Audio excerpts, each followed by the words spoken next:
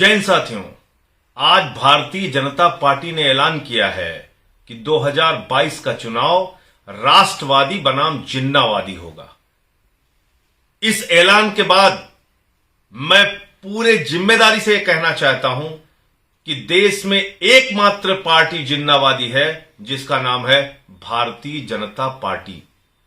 तो भारतीय जनता पार्टी को 2022 के चुनाव में मत वोट दीजिएगा, क्योंकि जिन्ना भाजपा के आइकॉन है। और मैं एक एक करके प्रमाण के साथ ये बात आपके सामने रखना चाहता हूं। आजादी के पहले जिन्ना के साथ गलबहिया किसने की? आजादी के पहले जिन्ना को गले लगाने का काम किसने किया? आजादी के पहले जिन्ना को गले लगाने का काम आरएसएस और उस वक्त की हिंदू महासभा ने किया। 3 राज्यों में हिंदू महासभा और मुस्लिम लीग की सरकार एक साथ बनी। मुस्लिम लीग यानी जिन्ना की पार्टी, हिंदू महासभा यानी श्यामा प्रसाद मुखर्जी और सावरकर की पार्टी। श्यामा प्रसाद मुखर्जी जो जनसंघ के पहले राष्ट्रीय अध्यक्ष बने आजादी के बाद, वो श्यामा प्रसाद मुखर्जी आजादी के पहले जो सरकार बनी थी उसमें मुस्लिम लीग के साथ फजलुल हक की गवर्नमेंट में बंगाल के अंदर डेप्यूटी चीफ मिनिस्टर थे। कहां थे? वेस्ट बंगाल में। कहां थे? बंगाल में। किस पद पर थे? उप मुख्यमंत्री के पद पर। और जब देश के अंदर भारत छोड़ो आंदोलन चल रहा था, क्रांतिकारियों को जेल में डाला जा रहा था, स्वतंत्रता संग्राम सेनानियों को प्रताड़ना दी जा रही थी, उस वक्त चिट्ठी लिखते हैं अंग्रेज गवर्नर को श्यामा प्रसाद मुखर्जी जी, जो हिंदू महासभा के नेता थे। उन्होंने चिट्ठी लिखी थी कि इस आंदोलन को हमें कुचल देना चाहिए।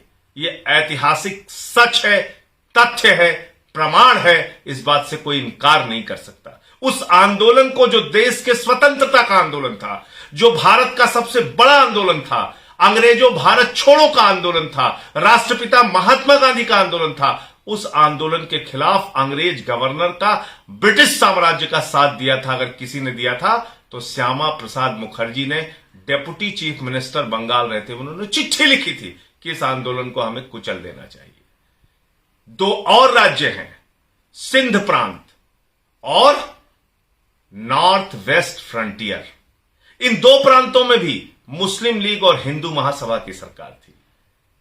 42 के आंदोलन के बाद पाकिस्तान के अंदर सिंध प्रांत में, उस वक्त पाकिस्तान बना नहीं था, लेकिन सिंध के प्रांत असेंबली में, सिंध की असेंबली के अंदर 13 मार्च 1943 को एक प्रस्ताव पारित होता है।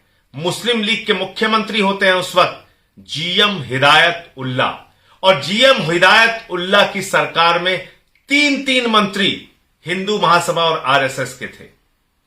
जब पाकिस्तान बनाने का प्रस्ताव वहां की विधानसभा में पास हुआ, लोलू मोतवानी, गोकुल दास और डॉक्टर हेमंत दास, ये 3 नाम हैं मंत्रियों के। इसकी जांच कर लीजिएगा, चेक कर लीजिएगा, पड़ताल कर लीजिएगा। ये 3 मंत्री थे सिंध प्रांत में जब पाकिस्तान बनाने का प्रस्ताव पारित हुआ। अब आ जाइए, औरंगजेब खान की सरकार थी नॉर्थ वेस्ट फ्रंटियर में। औरंगजेब खान किसके नेता थे? मुस्लिम लीग के नेता थे। उनके साथ मंत्री कौन था? हिंदू महासभा आरएसएस के नेता मेहर चंद खन्ना मंत्री थे। तो मैं ये बातें आपको इसलिए बता रहा हूं कि जिन्नावादी कौन है, ये आजादी के पहले का इतिहास, हिंदू महासभा और आज की जो बीजेपी के आइकॉन हैं श्यामा प्रसाद मुखर्जी, सावरकर, इनका लगाव, इनका जुड़ाव, इनकी गलबहियां, इनकी मिलकर सरकार बनाने का इतिहास मुस्लिम लीग के जिन्ना के साथ रहा है।